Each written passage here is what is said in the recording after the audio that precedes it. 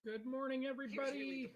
Big story, right? The big takeaway, the COVID-19 pandemic and its subsequent impact on the global economy, followed by the racial unrest that is now in place and will have an effect on housing. Now, you hear a lot about the stock market and how it's up or it's down because of all these developments that we've experienced. But the stock market, look, it affects for about 10% of all Americans and less than 2% of all of the people on earth. But you know what does affect all people? Housing.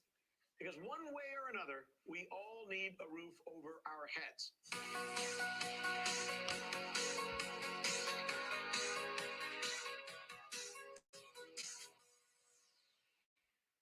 So, we thought this was the topic that we should drill down on. Joining us now, Jason Hartman, who knows housing, by the way, from the inside out. He's an extremely successful real estate investor who connects with thousands of people weekly on jasonhartman.com, where he shares some of his insight with others, and he's here to do it for us right now.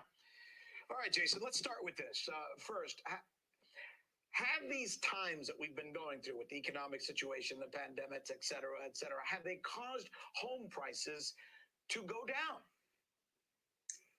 Well, Rick, thanks for having me back. It's counterintuitive, but the exact opposite has occurred. Now, when we look at home prices and talk about this stuff, virtually all the statistics, any of us here, are national statistics. And as you know, the housing market in the country, like as large as the United States, obviously there are so many markets. It's a huge country, about 400 local markets, if you will, that can really be divided into three categories: linear, cyclical, and hybrid. So to answer your question, expensive housing markets were already suffering before the pandemic. There were already lots of stories about expensive properties in New York City, in Los Angeles, even in less expensive markets like Seattle, certainly San Francisco, South Florida, Miami area, Boston, Washington, D.C. to a lesser extent, because that's got the government that skews the stats. Those were already suffering before the pandemic. But interestingly, now we are seeing this mass migration out of high density areas, and the housing market, by and large, is up. There's very little inventory and lots of demand. So let's call it the burbs, for lack of a better term, as we've always referred to it here in America. If you live in the suburbs and you have a home and you're hunkering down in it, keep it.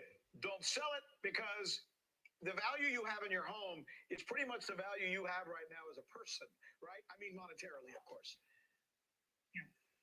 Yeah, the suburbs, I think those homes are going to do very well through this. Actually, I think if you own suburban properties now, keep them, because there is a tidal wave of people moving in your direction that want to be out of high density areas. They don't want to take mass transit. They don't want to get into elevators. And if you live in a condo complex that is in a suburban style city that is 4 stories or less, you're probably okay. But if you live in anything that's considered mid-rise, which is 5 stories and up, or high-rise, 12 stories and up, I would really be concerned about properties like that. And we're now already witnessing the second wave of infection. And you alluded to the racial strife and the riots, and that's just one more reason not to live in cities. Let me ask you a question, though, because everything that you're saying, although conflictive with what we would think is going on, may make some sense if you consider that there's a lot of money out there. I mean, the government's been pouring money. One of the things it's done is something called forbearance, which I learned from you originally, by the way, which is where they will tell you you don't have to pay your mortgage for the next 3 months, 6 months, some even a year. Okay, so let's suppose that's the reason that everything is still stable and nothing has imploded or exploded. But what happens when that forbearance program ends, when the government stops the gravy train, so to speak? Is that when we'll see the problem? Yeah, very good question. And the real answer is none of us know. None of us know, because the economy has a lot of challenges ahead. I mean, we still have massive unemployment. To use a phrase we've all become familiar with relating to the virus, the curve has flattened in terms of unemployment, right? But still, things are pretty sketchy out there. And these forbearance programs, it's still unclear, Rick, as to whether or not that's a layaway program, if there might be some forgiveness, or if it will just be tacked on to the back of the loan, or what the workout is going to be at the end of these forbearance periods that are 3, 6, or 12 months. This is what the government does. They always distort every market because with aid and bailouts and stimulus, and it just distorts things, and it makes it hard for any of us to know what's really going on. So to some degree, it's definitely a guess, but I would say for sure, low-priced housing, necessity-oriented housing in suburban markets where people can socially distance, where they feel safe, where they're not in cities that are having riots and civil unrest, and they're not taking elevators and mass transit where they might catch a virus. Those are a pretty safe bet, because the other thing that's happened during this whole thing is everybody's really realized that the home is the center of the universe. Yeah. And since so many people are working at home now, they actually need a larger home. They need more space. So instead of living in that $4,000 a month, 600 square foot condo or apartment in New York City, for $1,500, they can get a 12 to 1,500 square foot suburban house with a yard and a 2-car garage in a nice community, and they're already working at home. So what's the difference if it's 10 miles away or 100 miles away or 1,000 miles away? It's all the same. You tell it so well. Wow, Jason Hartman, a guy who's made millions and millions of dollars in real estate, and he started as a kid investing in real estate, and we're just so glad to be able to have him on to take us through these explanations, because they do make sense. We'll follow to see, and hopefully we'll be able to have a conversation again. Thanks so much, Jason. Always appreciate it, my friend. Thanks, Rick. Well, for Gina and I, my wife Gina and I, it's been a really game changer for us in our financial lives. We've been doing this since early 2016, and I've been listening to podcasts since probably February, March 2016. And the thing that remains constant throughout all of these podcasts, it's not just the great variety and the content is meaningful. It's that the fundamentals from real estate investing from 15, 20 years ago when Jason first started this, the fundamentals haven't changed really that much. They're very, very solid, which means you could be successful in the 80s, 90s, and 2000s with those great fundamentals of real estate investing, the 10 commandments, and all the great topics Jason talks about, and how to read a pro forma on those things, how to analyze a deal, all that stuff.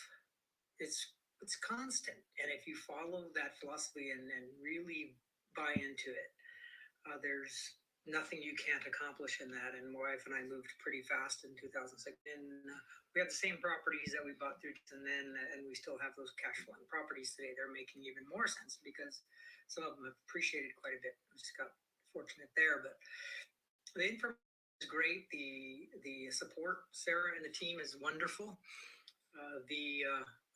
There's obviously speed bumps and there's big bumps sometimes, and Sarah's been a magnificent help on some of those things. But looking at the big picture, I think Jason always encourages us to look at the big picture, because I wanted to panic sell in one of our markets once, and Jason just kind of got me level set and had me look at the big picture and long term, and I'm definitely feeling better about that. But anyway, it's been a great experience. I really encourage everyone to participate who wants to succeed in real estate, in investment properties. But I'm looking forward to a long-lasting relationship, and my wife and I really loved it, and you guys are great. And looking forward to the next event. The Meet the Masters was fabulous, and we'll see you on the next turn. What's nice about Jason Hartman's opportunity is that it's very well laid out. It's easy to understand. It's not just about the investment in real estate. It talks about the economy and how that's going to affect, future purchases. So it's just nice to get an overall picture as opposed to just a realtor or broker who's saying, here, this is what we have to offer. And just get a lot of just general information on how the market's doing, and also more strategies in terms of what makes sense to invest in real estate. We've been doing it for 15 years. So my name is Ross. I'm from Columbus, Ohio. I actually met Jason at another conference nearly 2 years ago. Just this year, it came to the point where I thought, you know what? I need to start looking back into that real estate thing. I got a little bit of extra cash, and I need to figure out what to do with it, and delved real hard into the podcast. I probably listened to, I don't know, the last 200 podcasts or something. Part of the things that I found the most interesting were regarding the Series LLC and how that was handled. Also getting my first properties here soon, dealing with the transfer of a property into an LLC and how to handle that properly. It seems so far that it's really worth it. A little bit of a flight, but I'd say it's still worth it, especially with all the education stuff here. I'm looking forward to going to the Venture Alliance after this as well, getting some of that really close one-on-one time, talking to the people that are doing this, being successful at it.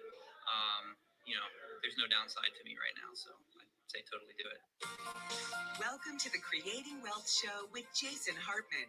You're about to learn a new slant on investing, some exciting techniques, and fresh new approaches to the world's most historically proven asset class that will enable you to create more wealth and freedom than you ever thought possible. Jason is a genuine self-made multimillionaire who's actually been there and done it. He's a successful investor, lender, developer, and entrepreneur who's owned properties in 11 states, had hundreds of tenants, and been involved in thousands of real estate transactions. This program will help you follow in Jason's footsteps on the road to your financial independence day. You really can do it. And now, here's your host, Jason Hartman, with the complete solution for real estate investors.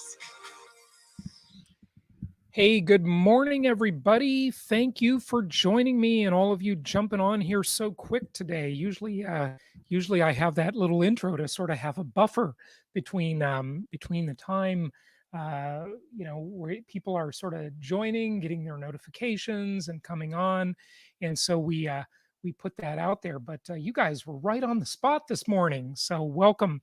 Hey. Comment below and let me know where you're located. Some of you have done that already. So welcome to David and Kevin. And, some of you don't use your name on your handle, so I can't call you out and say, hello, SCSU 300 from Seattle via Minneapolis. But Stephen is here, David is here, Kevin is here.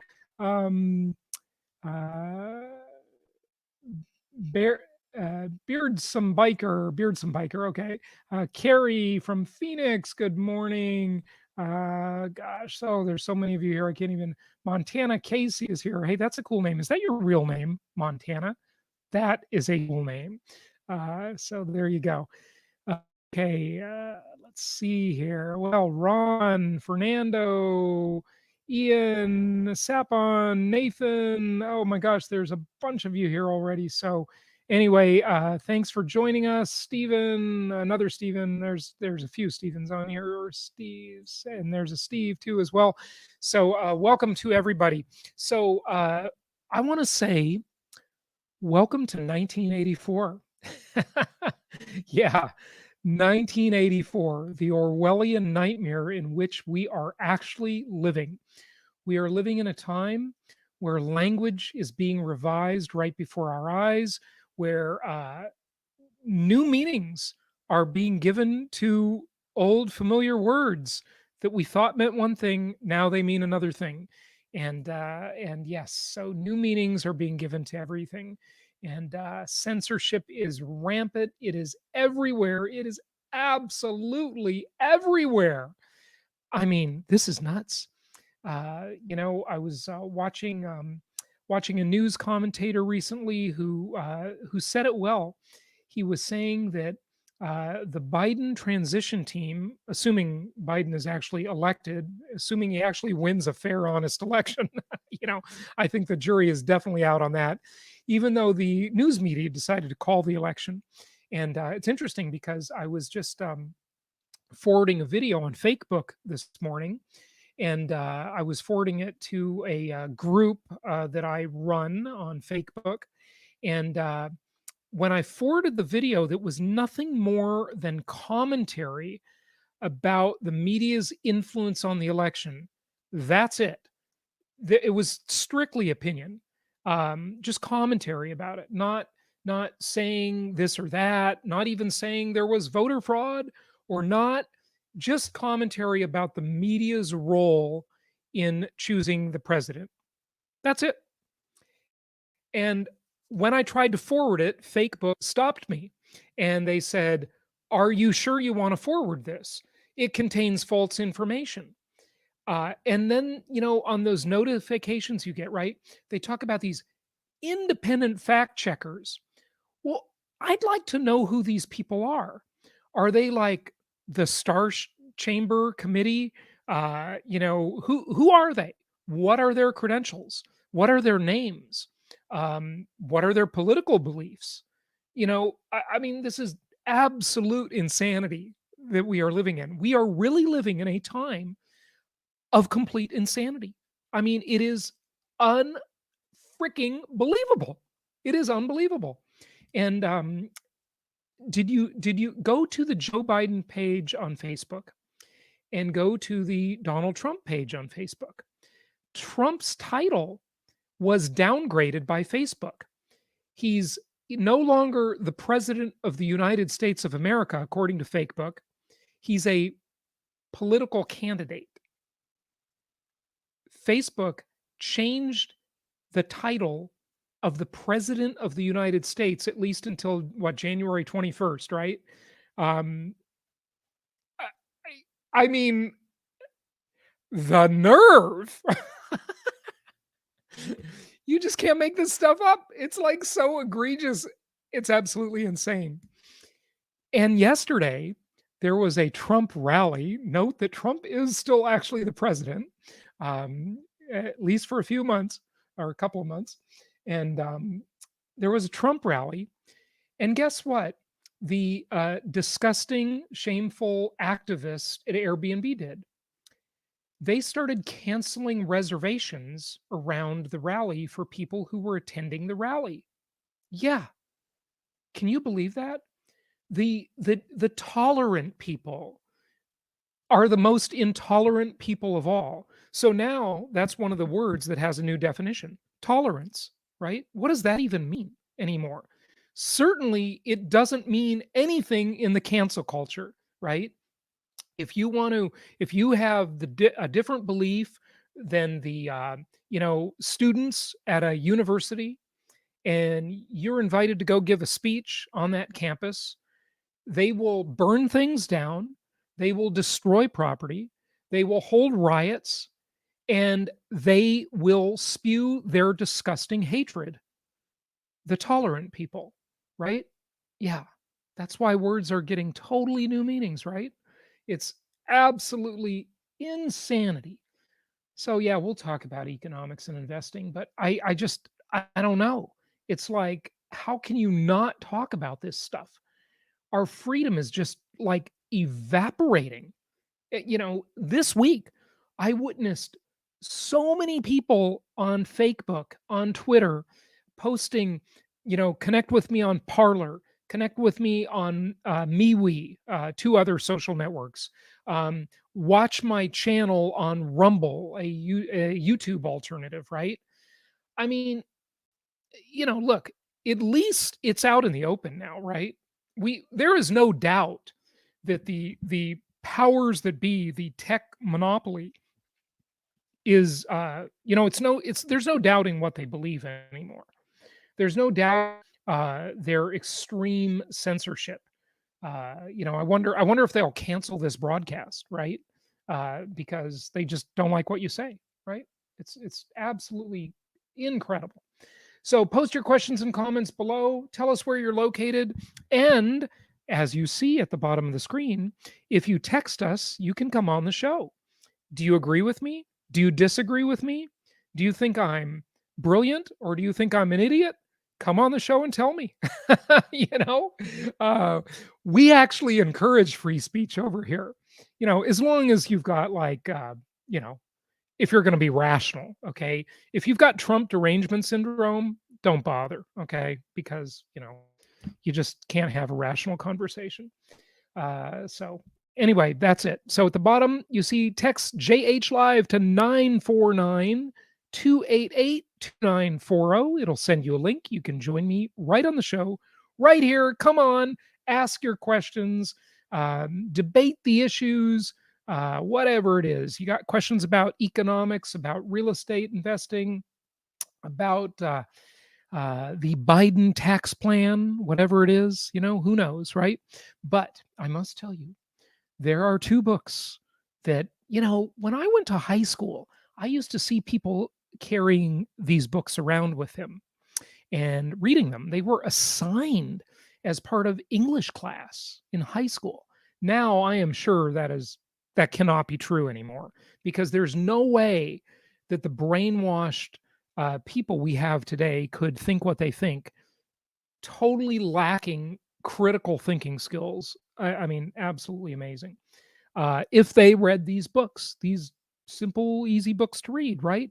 1984 by George Orwell. And I think that was written in 1949, if I'm not mistaken. And then Fahrenheit 451 by Ray Bradbury. And these are just classics that must be read and understood. So 1984 is this Orwellian dystopia where you're told what to think, words are given new meanings. It's just absolute insanity, right? And Fahrenheit 451, well, at 451 degrees, that's the temperature at which books burn. And so, the socialist Nazis, right? They burned books. And now we have the equivalent, the tech companies and the news media burning books, essentially. That's the same thing. They're burning posts. They ghost post people. People post things. And if you say something that's really controversial, it might stay up there. It might not be taken down, but nobody will see it because you'll be ghost posted or sandboxed where like 4 people will see it. And you wonder why you only got 4 likes on this really brilliant thing that you posted, right? This really important thing to society that was posted and like 3 people saw it, and you don't know how many people saw it because it's all behind this opaque wall, this secret wall of the secret algorithm that determines what you can say, who hears you. And listen, this would be totally fine with me. These are private companies. I mean, they're publicly traded companies, but they're not the government, right?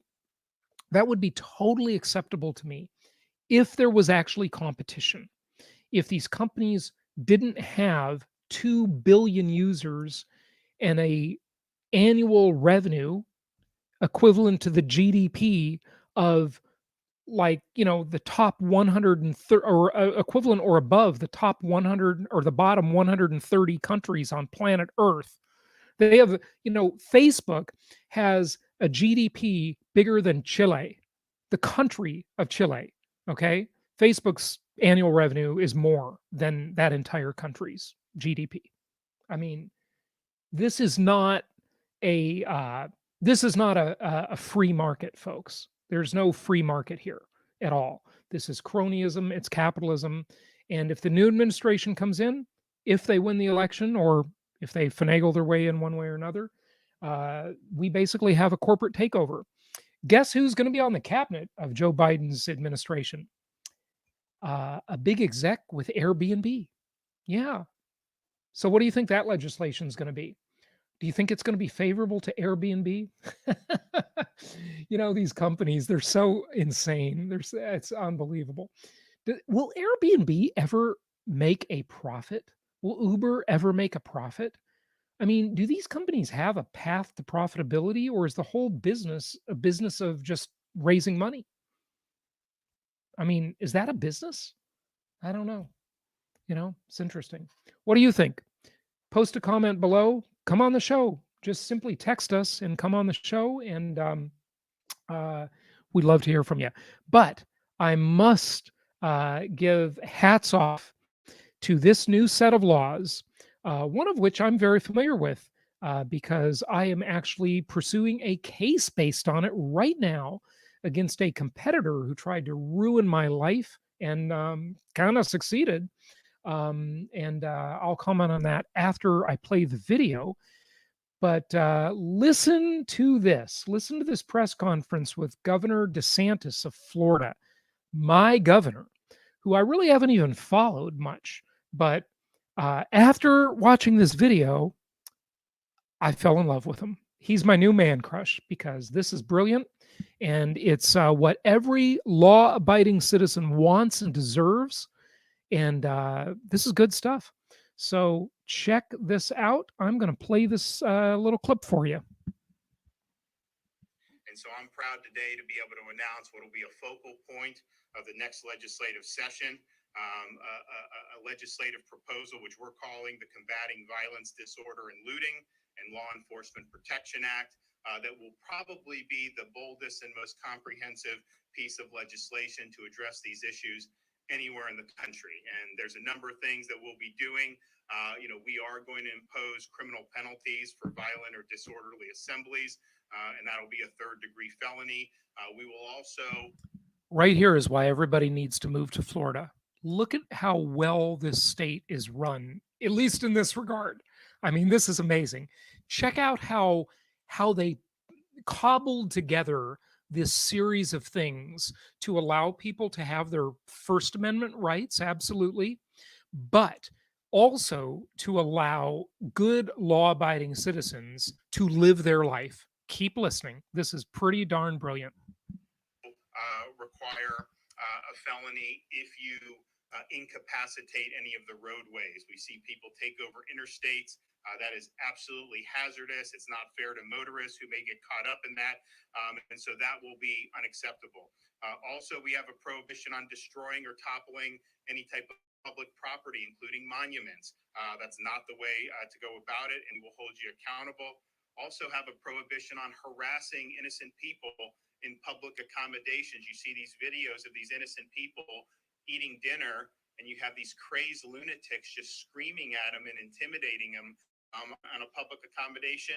You're not going to do that here in the state of Florida. And we're also going to use RICO liability to anyone who organizes or funds a violent or disorderly assembly. Brilliant. Oh my gosh. Rick, oh wow. I mean, wow. This is just brilliant. So listen to what he just said there, right? So number one, Maxine Waters, the disgusting Maxine Waters, that whack job from California politician, right, from my home state. She espouses violence. She's the one who, during the Rodney King riots, said no justice as the city was burning. Okay, and then more recently, you probably saw the clips. I mean, of course, they're censored from the leftist media mostly, where she was telling people at a gathering to commit violent acts, to harass people in public, to not let them peaceably go to the coffee shop or have dinner or live their lives in peace, right? She was recommending total harassment of these people, right? So that's one thing. Won't be allowed in Florida, right? Wonderful news. That's wonderful. But listen to the next thing he said, right? He talked about RICO. So RICO is the set of laws that came about, I believe, in the 70s in order to finally, break the back of the mafia, because this was the racketeering issue. And basically what it says is that, look, there's a difference between committing a crime and committing a crime in an organized fashion, okay, where there is a organization to help perpetrate the crime, right? Someone can go out and rob a liquor store, right? That's one thing. But then it's a different thing if someone sets up a business to go rob people, right? And that's basically what George Soros and Antifa have done, right? They have created essentially an enterprise, a business, right? That is organized in order to create disorder and to destroy property and to destroy people's lives. So they're going to use RICO against these perpetrators. And I think this is just absolutely brilliant. Assembly. And if you look at some of the people who've been involved in this violence, these are people that will come from all across the world, all across the country. If there's any type of issue, they all of a sudden show up in all these places. We're going to figure out who's organizing and who's funding that and hold them accountable. But what you have to have is clear and predictable penalties. I look at what. Could, So I'm proud. could you imagine if Al Capone, the mobster, right? He was organized, right? So that's how they created the RICO stuff, is to stop this organized destruction and evil and criminal activity. And so that's what they're doing here, saying, if you go and fly people or bus people from around the country in an organized fashion to come and destroy property in Florida and to destroy lives in Florida, they're going to prosecute you under RICO, under racketeering, because you've created an enterprise to destroy people's property and destroy their lives. Wow. I mean, hats off to DeSantis. What an awesome job. I mean, this is, can you imagine if this was done in Seattle or Portland or LA or Philadelphia, or Missouri, where they've let these thugs just destroy people's lives. It's absolutely unbelievable. That's not going to happen here in Florida. If you are involved in a violent or disorderly assembly and you harm somebody, if you throw a brick and hit a police officer, you're going to jail. And there's going to be a mandatory minimum jail sentence of at least 6 months for anyone who strikes a police officer, either with a weapon or projectile. And we're also not going to simply let people back out onto the street. So if you are in custody for one of these offenses relating to a violent or disorderly assembly, you're not getting bail before your first appearance. And then there's a rebuttable presumption against bail after that. We also have offense enhancements. And so if you do So what's happening is these are rioters. These are not protesters, folks. These are rioters. They are destroying people's property and destroying their lives. What they do is they look at it as a badge of honor. They go, they participate in the riot. They think they've got some great cause that they're, standing up for, right? As if this is some actual cause, and they don't even know what the cause is most of the time because they're stupid. But so what they do is they get arrested, and then they're out the next day, and they're back, destroying downtown Portland again, or downtown Philadelphia, just all over again. So what they're going to do is they're going to make it so they have to stay in jail until their first appearance. People have constitutional rights, of course, and the Constitution's a great thing. Let's not violate it. But this is a good compromise, right? If they did this in these other cities, you wouldn't have this lawlessness. New York City, another great example. Okay, anyway, enough of that. Yeah, I think you get the idea. So, let's move on here. Let's talk about some real estate stuff. So as we look at the lawlessness, right? Look at this. Okay, this just shows you. It's like you can just see what's happening. Now it's not perfectly consistent, right? But here, of course, back in February, I was predicting the mass migration to the suburbs, and it's certainly underway. I mean, there's just no question about that now. Everybody sees it, and it's happening rapidly, and it continues to grow and grow. So here are the biggest gainers and the biggest losers. Okay, and they're not necessarily all for the same reason, of course, but we know what the big overriding theme is now. And it's just absolutely amazing. My home city, Los Angeles, California, that's where I grew up, in the Socialist Republic of California in Los Angeles. So look at the number of people LA has lost, and look at the gainers. Mostly nice suburban markets, really all nice suburban markets, right? Now, a few suburban markets actually lost some population, like Fort Myers, right? Houston. I'm kind of surprised about that. And I don't know why exactly. I mean, nobody knows exactly why, because they don't, when I've moved in different places around the country, no one called me and took a survey and asked me why I moved, right? So you really don't know. But it's just interesting. But pretty much perfect, 99% perfect movement out of cities into suburbs. And I think that trend is going to continue. Now, another thing that I predicted in my suburban tsunami discussion, right?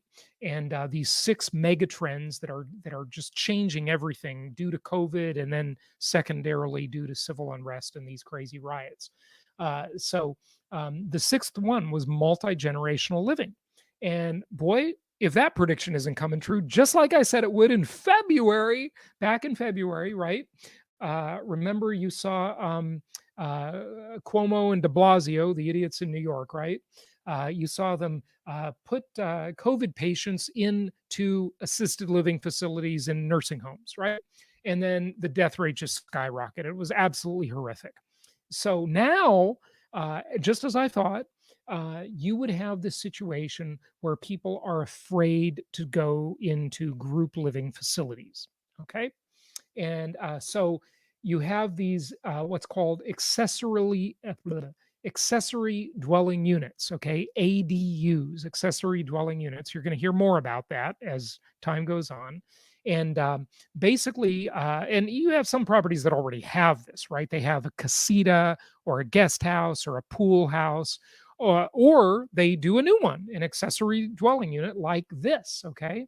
And this is to have a sort of a mother-in-law's quarters on the property, right? And so these nice homes, a lot of people are adding these into their backyard, and so they're instead of sending grandma out to live in a assisted living facility, they want them to stay at home with family, or maybe grandma wants that. Hopefully, they both do, right? And so that's the situation. Which, by the way, you notice how like advantageous the advantages women have here, right? Uh, because the reference is always mother-in-law's quarters or grandma. It's never grandpa or father-in-law's quarters, because father-in-law or grandpa, they're dead. Okay, women live longer. Okay, so women have, like, 3/4 of the wealth of the country because all the men are dead.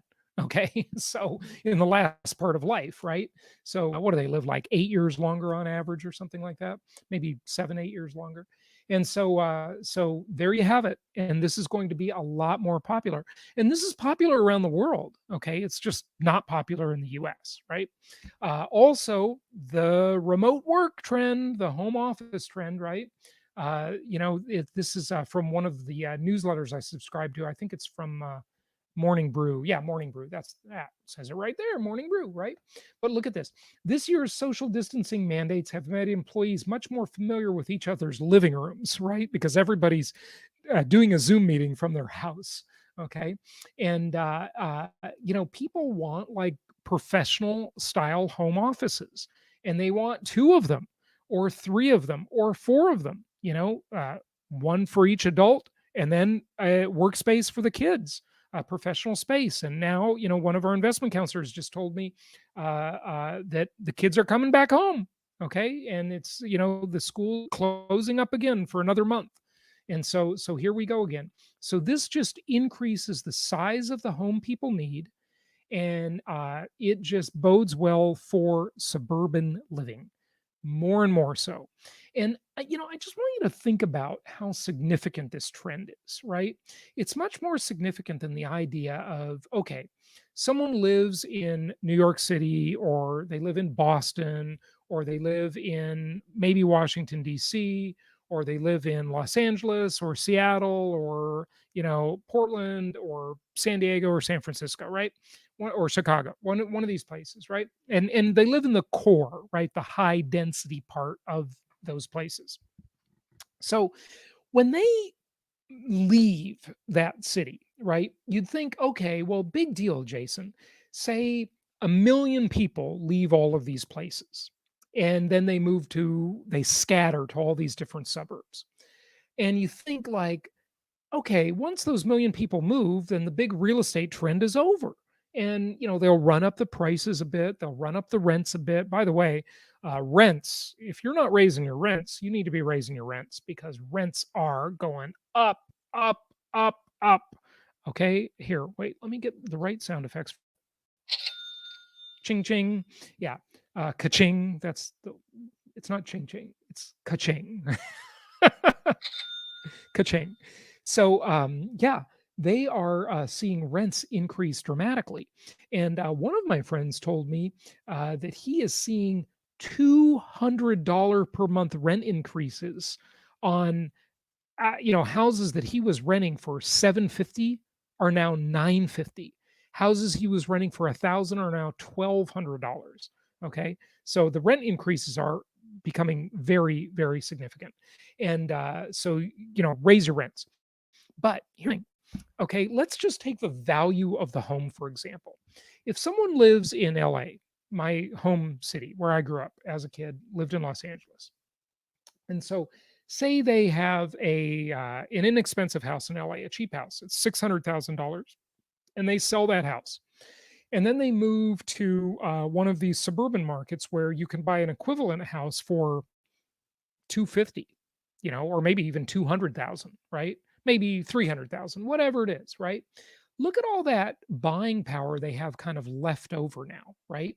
They have a ton of buying power left over because they didn't spend that extra $350,000. So now what do? They look around and they say, wow, houses are so cheap here. Maybe we ought to buy a couple rental properties.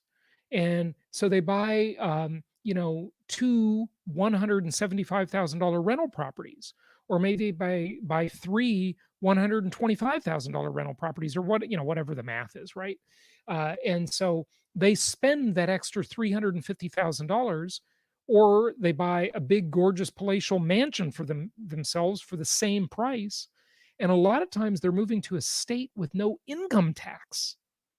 So look at all that extra spending power they have. And now look at what happens when they buy any service or any good in that area, right? Say they go to a restaurant and, suddenly the cost of going out to dinner is much lower than it always has been, right? In the city, it was much more expensive there. And so all of this extra spending power is available to them. Now, granted, if they took the deal that Stripe, the merchant processing company, offered that we talked about on the podcast before, and Stripe said, "Okay, we'll pay you, what was it, $20,000 to move out of San Francisco or LA or New York," right? That's what Stripe was offering. We reported on that a few weeks ago on the podcast. And uh, they take that deal, but part of the deal is that over the next couple of years, they have to agree to take some pay cuts. But still, their standard of living is so much higher even after the pay cuts, right? And their lifestyle is so much better. So here's the thing, folks. I want to tell you about a big deal. This is a big deal. So maybe you read the book or heard of the book by, who is it, Richard Friedman, I think, or yeah, something like that. Anyway, and he's had his share of criticism for sure. He's a leftist, okay, but whatever, right? And the book had an interesting premise to it, and it was a very famous book several years ago. Here's the title. You ready for this? I'm sure you've heard of this book. The World is Flat. The World is Flat.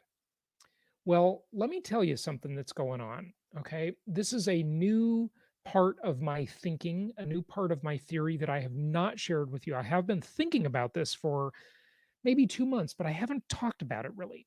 I've talked about what leads to it, but not the result of it. And I'm going to talk about the result of it now. So, in the era of riots, civil unrest, and COVID, we've heard the phrase flattening the curve, right? We probably never used that phrase before many months ago when we started to hear that as it related to the virus. But guess what? Let's combine that idea of flattening the curve with the idea that the world is flat. And I want to say a new thing. I want to say that America is flat. America is flat, or it's flattening. Here's what I mean by that. So, you take these people that used to live in all these expensive cities.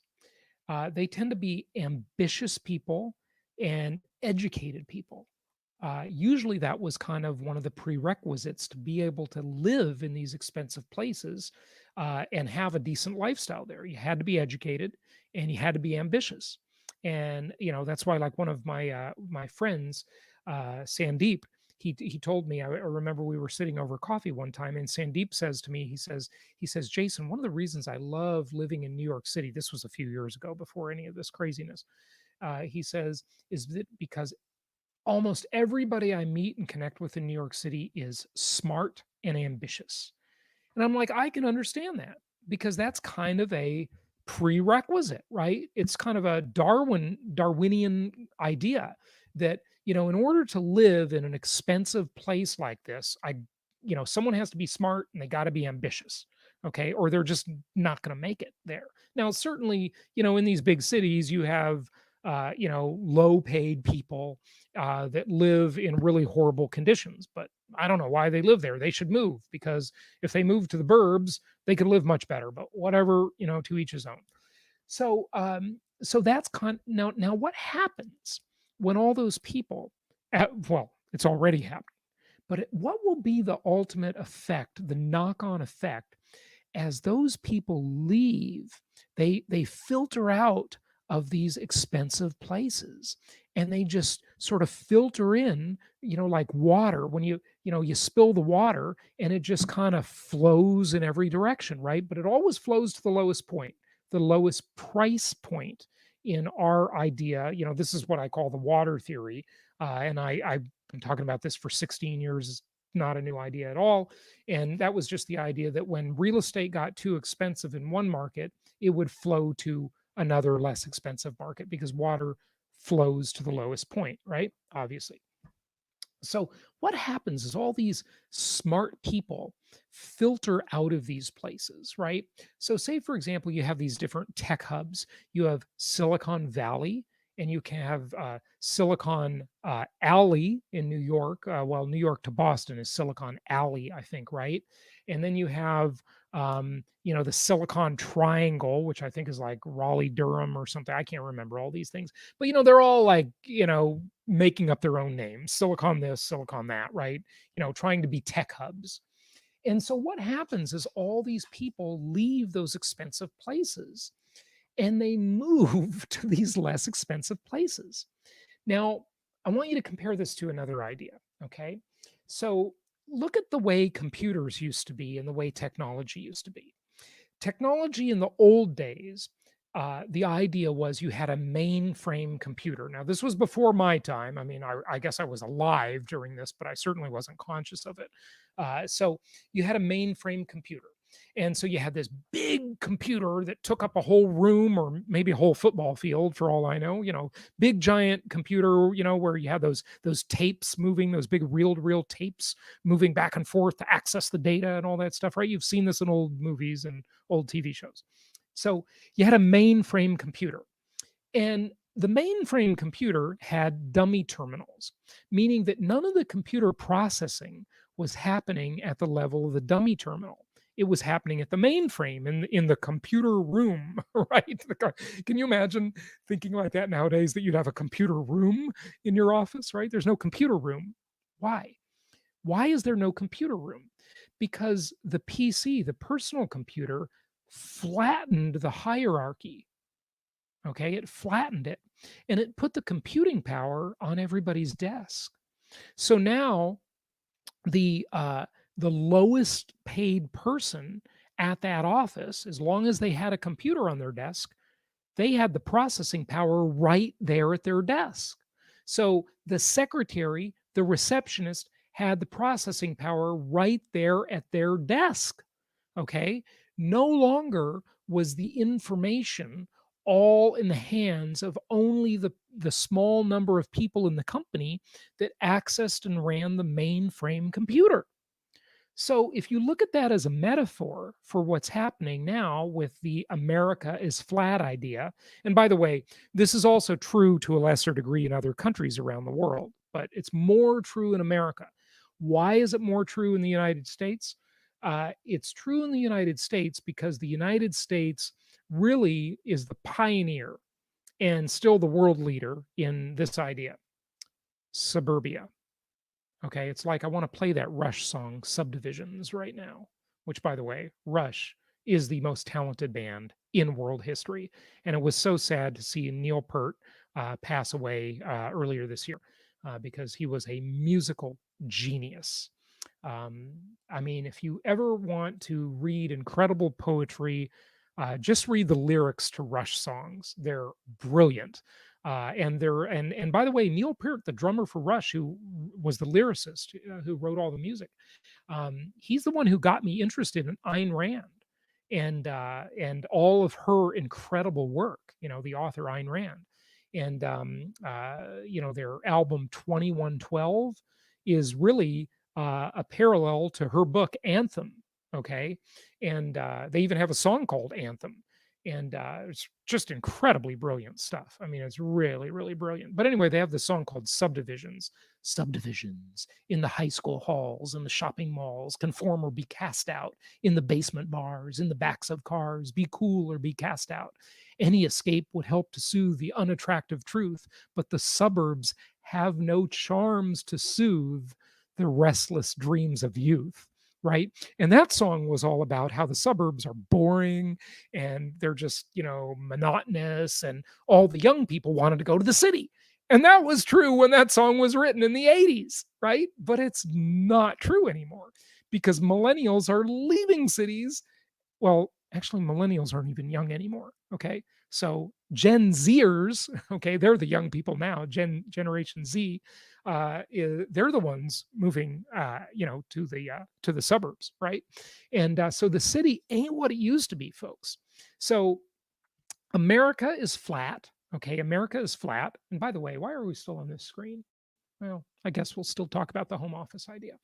But if you look at it like the computer network, now that you've got the computer, the computing power at the desktop, right? Or better than that, you got it in your pocket. Okay, the computing power is in your pocket or on your wrist. Okay, literally, it's an amazing time to be alive, folks. It's an amazing time to be alive, notwithstanding our disgusting media and social media companies and all of that stuff. Shame on them. But after that, you know, it's still an amazing time to be alive. And shame on the rioters and the people fomenting violence. Shame on all of them. But after you get past all that, it's an amazing time to be alive. And yeah, anyway, I won't keep going into that. But so you've got this flattening of knowledge. And what's the old saying? Knowledge is power. So guess what? Instead of your neighbor in the suburbs being a you know, a typical suburbanite as they used to be, right? Now your neighbor might be some high-powered Silicon Valley executive or some super brilliant coder or programmer, and you know, they could be living next door to you in you know, in Ocala, Florida, or Jacksonville, Florida, or whatever, right? Or Atlanta, Georgia, right? And so no longer do we see this concentration of knowledge and concentration of power, because knowledge is power. If you look at the way venture capital is distributed around the country, it's basically not distributed around the country so far. It's so much of it is concentrated in Silicon Valley because venture capitalists invest in these silly things many times, these companies that have no path to profit, and they just want to get in and then sell out. And you know, these companies are just basically run on this whole idea of, basically it applies to real estate, it's analogous to real estate, the greater fool theory, that basically says no matter what I pay, no matter how high the price I pay, some greater fool will come after me and pay more. And that is a very dangerous theory in investing. It's been very dangerous for a lot of people who called themselves real estate investors over the years, over the decades. But it's also very dangerous if you're a stock investor or a venture capitalist, or you're investing in private equity deals or whatever, right? So the point being that I think, and here's my big prediction for this macro idea I'm sharing with you about America is flat or it's flattening, is that we will start to see venture capital dispersed more evenly around the country. We will start to see knowledge and connections and networks of people dispersed more evenly around the country. And it will not be so concentrated in Silicon Alley or Silicon Valley or the tech triangle or any of these places. It's all just going to be dispersed all around. Okay. And I think this is really, really good news. It's one of the really good effects that is coming out of the COVID crisis and the riots. And so that will lead to more liberty for more people. And that's a great thing. So that's my prediction. What do you think about it? Let me read some of your comments. I've been on a real monologue here. And by the way, anybody want to come on? Just text JH Live, JH Live to 949 288 2940. 949 288 2940. That's the number at the bottom of the screen scrolling across there. Let's see what you have to say. Bullet coin. What is bullet coin? Is that like a Bitcoin takeoff? Okay. I'm noticing that a slowdown in Utah, slowdown on renting. Well, I don't know where in Utah. Where are you talking about? I mean, Salt Lake City's had a pretty big run up. This is Ron saying this. Yeah, down 70% on rental inquiries. That's really interesting. I'm surprised. I'd love to hear more about that. But Ron, the question is, what city? You can't say Utah. It's too big of a place. A state is too big of a market. Let's talk about cities. So let us know. Okay, so what do we have here?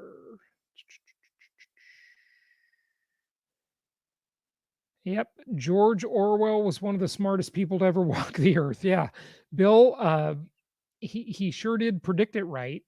He really did. It's amazing. It's amazing. Sunil says Biden won. Stop being so salty. Let's make money now. Hey, listen, if Biden won, that's fine with. Well, I mean, listen, I didn't vote for Biden. I'll put it that way. But if Biden won fair and square, I'll be happy to accept that. Hey, I didn't like Obama, but I made a lot of money under Obama. Okay, I'm okay with it because I got a strategy that'll work for any dictator, comrade, socialist. It's okay with me. It's okay with me. Remember, Obama and Biden are more inflationary than Trump. Okay, so that's all right. And if we do have a Biden administration, if he wins the election fair and square, and without the media winning it for him, then and I guess that's already done. So that's irrelevant. But fine. We'll be talking about investment strategies, but I can't talk about them yet because I don't know who the winner is. Okay, fact checkers and websites like Snopes. Oh, Snopes is a scam, by the way, folks. Yeah, Snopes is funded by Soros, and there's been all kinds of stuff about Snopes. So do not rely on Snopes, or just out there to calm people catching on to the truth. Yeah, you're right. You're absolutely right. Beardsome Biker knows. Okay. Yeah, Snopes is a scam. Okay.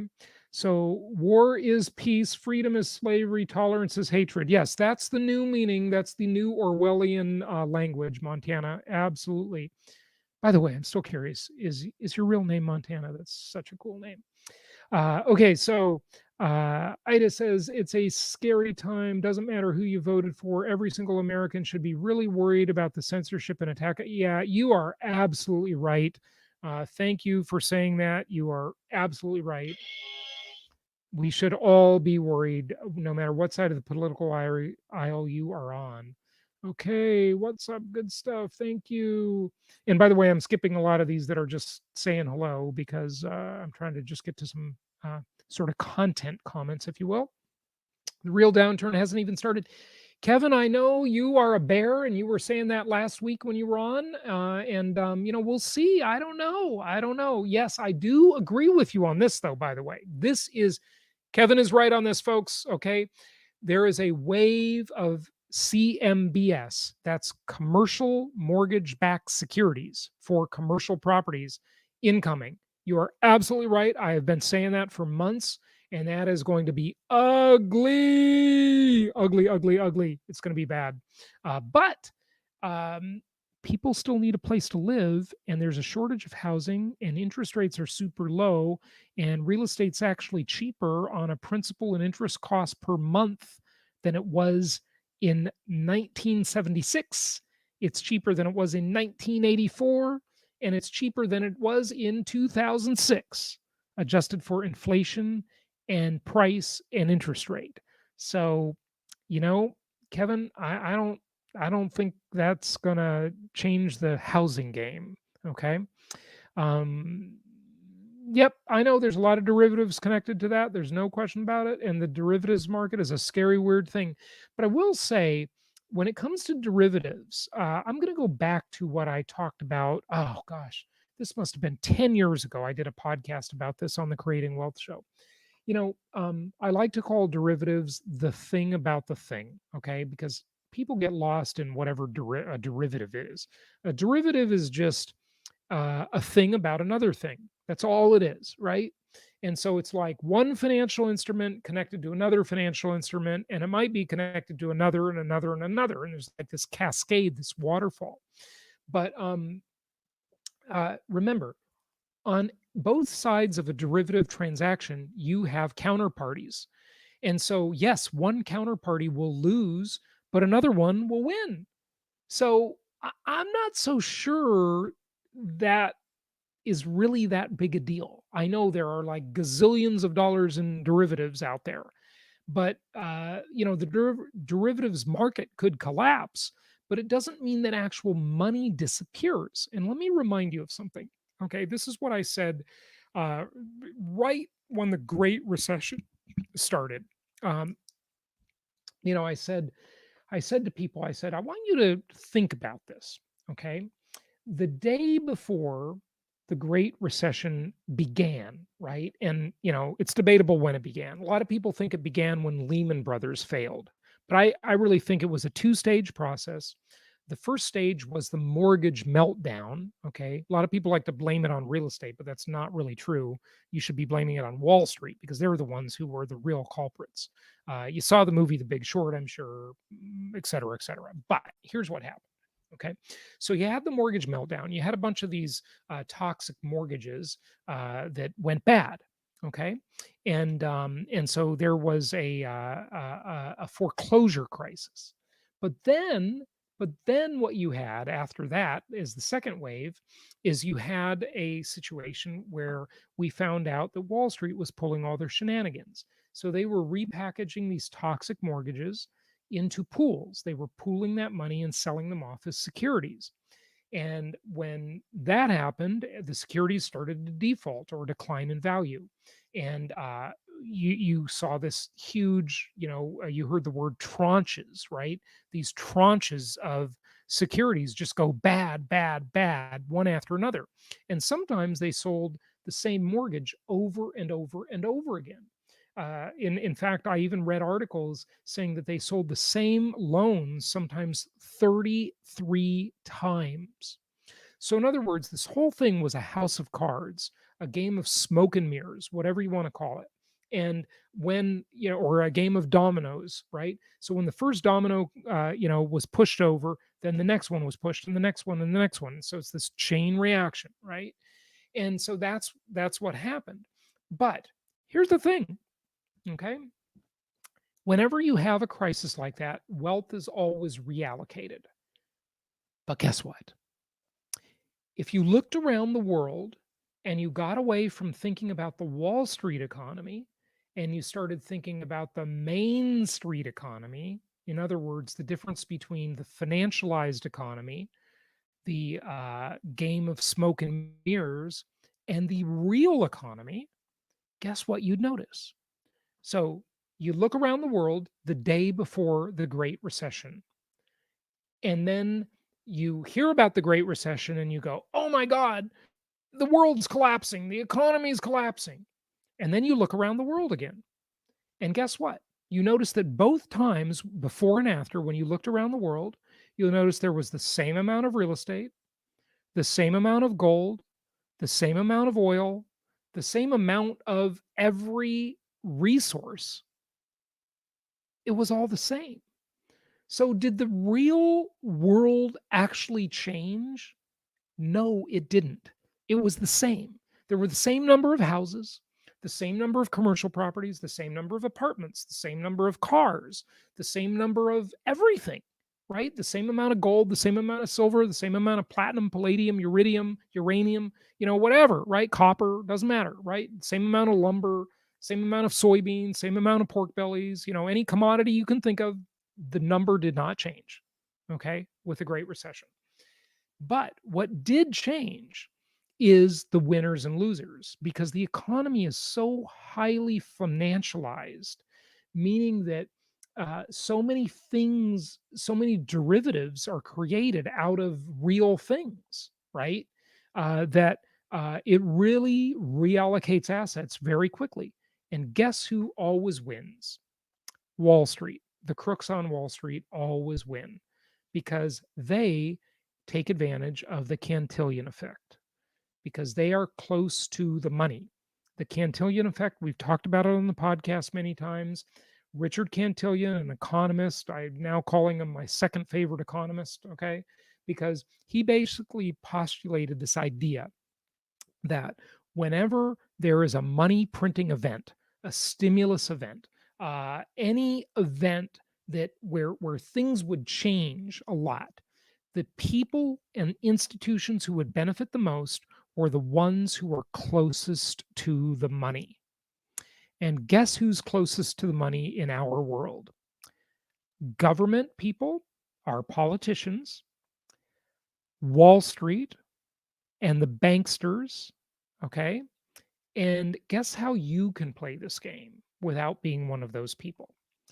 You can play it by simply owning a lot of income property with big, long mortgages on them. Because the mortgage is like your sort of like your VIP ticket to be close to the money, just like these insiders are, right? And it basically lets you play their game. It allows you to align your interest with their interest because you take advantage of what I've taught for 16, 17 years now, which is inflation induced debt destruction. And you can only do that with that big long mortgage. Okay, that big long artificially cheap mortgage. That gives you that cantillion effect access. That allows you to be close to the money, as Cantillon postulated, and that's why it's named the Cantillon effect. Okay, so go to jasonhartman.com, look for my podcast on that topic if you want to know more, and I'll tell you more about it. So, looking at the screen here, housing prices rising everywhere in the U.S. It's just blanket all across these markets. That's how incredible it is. Now, granted, it does say everywhere, but we have to put an asterisk by that. They should have an asterisk by that title because in the core of cities, they are not rising. High-rise condo prices in these urban cores are suffering, no question about it. Okay, but by and large, they are buoyed by by the overall marketplace. So pretty amazing. It really is. It really is. It says this broad-based rally for single-family homes marked the first time since 1980 that every metro area tracked by NAR is the National Association of Realtors, posted an annual price increase in the same quarter, NAR said. Back then, the association tracked 19 metro areas. Okay. And Lawrence Yun, the chief economist for NAR, he's been on my podcast before. And, so he's talking about this stuff, but it's pretty amazing. Okay. Let me go on to some more of your questions here.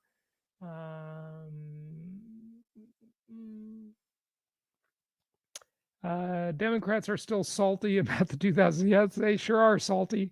They're going to be salty again in 2024. Yes, they probably will. Um, okay, so yeah, yeah, Kevin, I mean, I agree that commercial mortgage-backed securities are a disaster. There's no question about it. And both sides do suck. Yes, that's true. We get we get the choice of the lesser of two evils. That's all we ever get.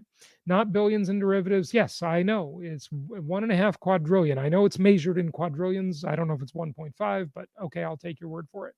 It's a lot, no matter what. In aggregate, but not default. Yes, I agree. Okay, so you're in Laguna Hills, the Socialist Republic of California. Can't wait till we move to Florida. Yes, come join us in Florida where they'll defend businesses from looters and thugs, and that would be a great thing. And plus, Florida is open for business. It's open here. You can go out, you can go to restaurants, you can do anything here.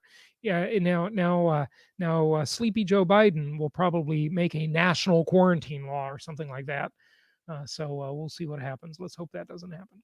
Okay, stock market is dumping ground for unicorn companies. Yeah, it is dumping ground. I agree with you. It's just a way they can dump their stock and basically extract the money from middle class investors because they always move the money from from the middle class to the rich. It always goes that way, right? And so that's what Wall Street does. That's a great mechanism for it. Absolutely. What do you think about Trump's chances of getting election into the House of Representatives for a contingent election? I don't know, Rob. Oh boy. Well, are you saying Trump would run? I don't think Trump would run. I think he'll just run in 2024, and that would be interesting to see a president. Has a president ever done that? Like taken 4 years off and come back for 4 more years? And he'd probably hold a lot of rallies in the meantime if he's not reelected. So I don't know. We'll see. We'll see. But I don't know about the constitutional law on that. I just, you have to ask a constitutional scholar, and I am definitely not that. Won't be nice for the stock market. I'm not sure what you're referring to. Good morning, Sarah. How are you? And okay, Trump is done. Kevin says he's just a whiny baby now. Yeah, I don't think so. It took Al Gore 37 days to deliver his concession. So Trump's got time. I don't think he needs to concede.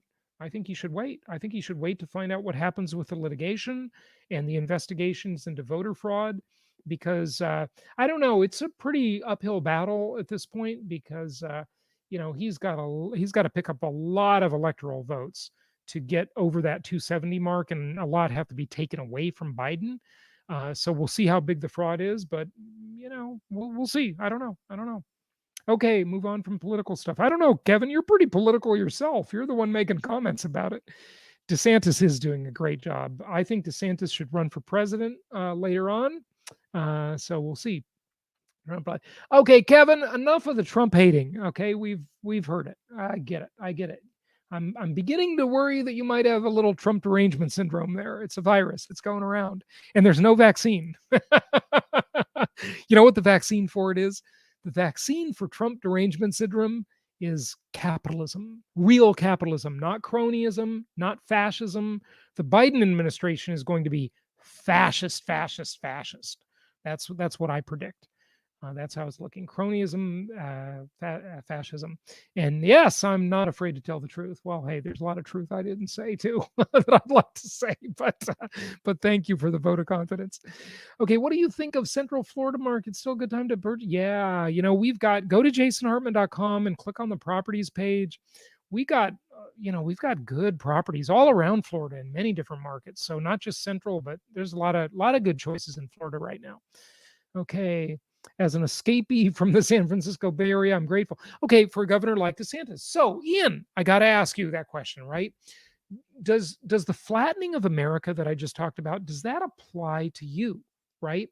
Are you one of these highly educated, super ambitious, smart people that was, living the expensive lifestyle in the San Francisco Bay Area, and now you've moved to Florida? So you represent exactly, maybe you do, I don't know, what I was just referring to when I talked about the flattening of America. Remember, it's like the mainframe down to the personal computer on the desktop. So when the processing power gets in the hands of everybody on the desktop, it's much more democratic, right? And that is going to change the flow of venture capital, and it's going to increase the intelligence and the ambition of people in a lot of these other areas around the country. That, it's going to make it more like what my friend Sandeep said as he described people in New York City. And I agree with him. That is true, because it's Darwinian. You got to really be good to be on your game in one of those really expensive places. Now, that's all changed. But a couple years ago when he said that to me, it was definitely true. Okay. So, yeah. So, congratulations on your escape, Ian. That's great. And I don't know Grady Judd, but okay, sounds good, Reed. For Homeland Security, that'd be good. But I don't think we're going to get that with Biden. So hopefully we won't have Biden, but we might. No. Okay. And I'm not sure what that refers to. BLM. Hey, there's a lot to be said about that statement about that BLM might be a domestic terror organization. I mean, look, I don't know. It's complicated, right? I mean, they are a legitimate organization, and certainly it's hard to argue with the name of the organization, Black Lives Matter. Of course, Black Lives Matter, but there are elements of that organization which definitely feel terroristic. I agree. Oh, yes, we'll talk about real estate. Hey, listen, we talk about real estate on the podcast all week long, Kevin. And yes, I was going to talk. By the way, I got to talk about, okay, I'm going to get to some slides here and talk about some of this real estate stuff. Okay, so look, hey, you got real estate on your slide now. Okay, there you go, real estate. All right, so let's talk about more real estate. The most common question I get asked, right, is about asset protection. So I'm going to put the banner up for the asset protection webinar. So there it is. And check that out. Okay. So, do you need a corporation, an LLC, a trust, or an FLP, a family limited partnership? All of these vehicles can be very helpful in your estate planning and asset protection planning. Very helpful to you. Check out our free webinar on that. We have had rave reviews on that webinar. So just check that out. jasonhartman.com/protect. Okay, so there's more real estate stuff. Now, diminishing odds of recession. This comes from the Wall Street Journal. And this is something they always do. They always are forecasting this. Economists, I should say, are always talking about what are the chances of a recession coming in the future. Well, obviously, we're in a recession now. Now, it hasn't been officially declared yet that I know of. There's like this, it's really weird. Okay. There is a committee, and I can't remember the name of this committee, that has to declare the recession, right? That's how you really know if we're in a recession. But look, let's just use common sense. Good old common sense. What's the derivative? Derivative is the thing about the thing. Common sense, right? Let's just use this like common sense types of references, right? We are in a recession, folks. It's obvious. All you have to have is 2 consecutive quarters of declining GDP. Okay. No one could argue that we're not in a recession. Okay. But it is uneven, right? So I don't know. Will we be declared officially in a recession? I'm not sure. Have we been declared officially in a recession? I don't know. Okay. But the forecasters say that the chances of us being in a recession down the road are declining dramatically. So if you look back to, this is 2012 as the reference point, 2015, 2020, okay, and then a forecast here, right? So here they thought, okay, there's more chance we're going to be in a recession, and here they thought there's less chance, blah, blah, blah. And here they thought the market was getting pretty bubbly, but then we got the Trump bump. Okay, Kevin, I know you don't like Trump, but there's your Trump bump, right? And so Trump, as if you're an Austrian school person and you believe in the business cycle, right at the time Trump took office, I mean, we were totally slated for a recession because, I mean, it was time to have a recession, right? Because that's just the business cycle. That's the way it's worked in the past. And it was definitely time to have a recession. But he kept us out of a recession until COVID came along. So there you go. So there's the chart. And I thought that was pretty interesting. It says forecasters expect the US economic recovery to remain on track following the presidential election with a potential coronavirus vaccine and a new fiscal stimulus package in sight, a Wall Street Journal survey shows. Okay. Also, I was going to talk about this. This is great news, folks. More great news. Now, this is an economic stimulus right here. Um, I talked about the idea that people move from these expensive markets to these inexpensive suburban markets, and they have all this extra money. And they move from their $600,000 house or maybe their $1 million house, and then they get an equivalent or better house for $300,000 in the suburban market. And they have all this extra money, all this extra spending power, right? And all this extra equity maybe out of the other house that they sold, and or maybe they just have much cheaper. So that is stimulative to the economy. It's like a stimulus, and that money is invested or spent into the economy. And that's great news. But guess what? There's another one coming. It doesn't have to be a government program. Okay. And it is this one, right? Is the Wall Street Journal in their The Future of Everything had this article. Is this the end of college as we know it? For millions of Americans, getting a 4-year degree no longer makes sense. Here's what could replace it. Folks, this is great news. Great news right here. Why is this great news? Because if people, instead of wasting 4, 5, or 6 years to get that 4-year degree and going into debt by 80,000 or 200,000 or $300,000, right? What if they went to work right away and started producing value in the economy? And what if they didn't spend that money on the government student debt enslavement complex, and it didn't go to a bunch of tenured professors that worked only 12 hours a week and didn't produce much value in the economy? I don't have anything against professors as long as they're teaching STEM, sciences, actual useful things in the economy, right? Rather than these crazy liberal arts degrees that, no one's hiring for. Okay. Um, so instead of doing that, that capital and that human, not only the capital money, that's one form of the capital, but also the human capital, their time, right, gets reallocated to something more productive. That's just better for the economy. It's better for the real estate market. It's better for everybody, right? Look, I have said this before, but if you have college age kids or kids that are approaching college age, let's just get out the calculator here. Okay. So here is our calculator, and let's take 4 years. Okay. So we take 52 weeks a year and we multiply that times 4. That gives us 208 weeks. Okay.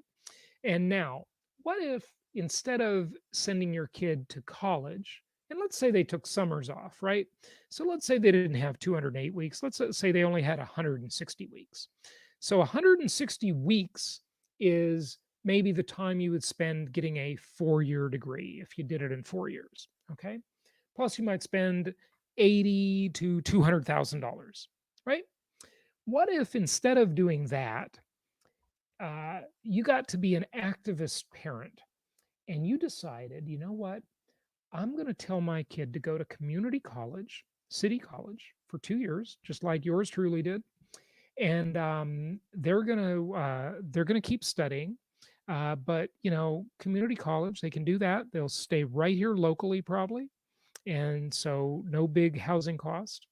And then they will do internships. And in 160 weeks, how many 4-week internships could you do? Okay, so let's divide that by 4. That's 40 internships. What if you could tell 40 employers in 40 businesses, 10 times 4 is 40, right? 40 internships. You could say, hey, my kid will work for you for free for a month. And you do that 40 times. And they still take summer off and they can go to Europe and, if Europe's open for business, right? Or whatever, right? And if your kid worked 40 internships that were 1 month each, do you think they would learn a lot more than, having some government employee, aka professor, who doesn't live in the real world, who is completely insulated from the real world and, has all these crazy, wacky, lefty theories, and is brainwashing your kid? Do you think they learn a lot more doing 1 month internships where they work for free in 40 different businesses? Imagine the contacts they would make.